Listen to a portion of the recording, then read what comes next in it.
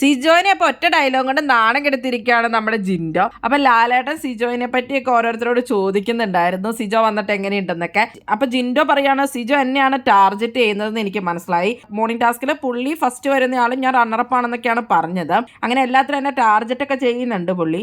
അത് മാത്രമല്ല പുള്ളി ഇവിടെ കാട്ടുതീയാണെന്നൊക്കെ പറഞ്ഞാണ് വന്നത്. എല്ലാവർക്കും അങ്ങനെയൊക്കെ പുള്ളി കാട്ടുതീയൊക്കെ ആയിട്ട് തോന്നുന്നുണ്ടായിരിക്കും. എൻ്റെ ഒരു ഒപ്പീനിയൻ പറയുകയാണെങ്കിൽ എനിക്ക് ഉരിച്ചു കളയാൻ ഒരു തീപ്പെട്ടിക്കൊള്ളിയാണ് പുള്ളി എന്നുള്ള രീതിയിൽ സിജോനെ കളിയാക്കിയിട്ടാണ് അവിടെ ജിൻഡോ പറഞ്ഞത്. അപ്പൊ സിജോയുടെ ഒരു ചിരിയൊക്കെ കാണണമായിരുന്നു. ജിൻഡപ്പനപ്പം അത് പറഞ്ഞപ്പോൾ ആളുകൾ അവിടെ കൈയൊക്കെ അടിക്കുന്നുണ്ടായിരുന്നു.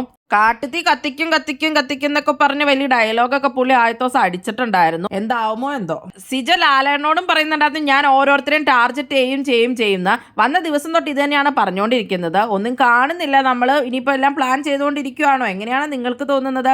നിങ്ങളുടെ അഭിപ്രായങ്ങൾ കമന്റ് ബോക്സിൽ കമന്റ് ചെയ്യുക. കൂടുതൽ ബിഗ് ബോസ് വീഡിയോകൾക്കും ബിഗ് ബോസിന്റെ ലേറ്റസ്റ്റ് ലൈവ് അപ്ഡേറ്റ്സിനുമായിട്ട് ഈ ചാനൽ സബ്സ്ക്രൈബ് ചെയ്യണേ, സപ്പോർട്ട് ചെയ്യണേ. അടുത്തൊരു വീഡിയോയുമായി ഉടനെ കാണാം.